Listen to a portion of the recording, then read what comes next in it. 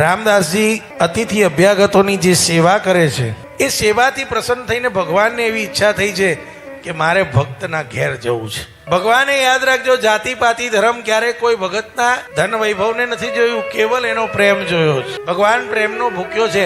જેણે પ્રેમથી ભક્તિ કરી, 2.5 અક્ષર પ્રેમ કે પડે સો પંડિત હોય. કૌરવના 56 ભોગ ત્યજીને વિદુરની ભાજી ખાય.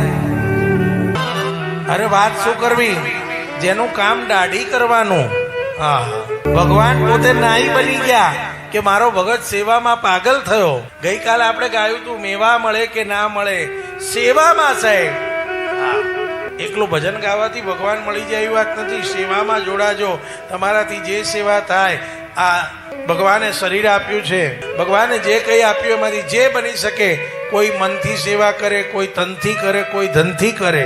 ધન ના હોય તો તનથી કરજો, તન ના હોય તો મનથી કોઈના માટે સારું વિચારજો. એ પણ સેવા છે કે ભગવાન સૌનું ભલું કરે. સર્વે ભવંતુ સુખીન, બધા સુખી થાય એવો ભાવ રાખજો.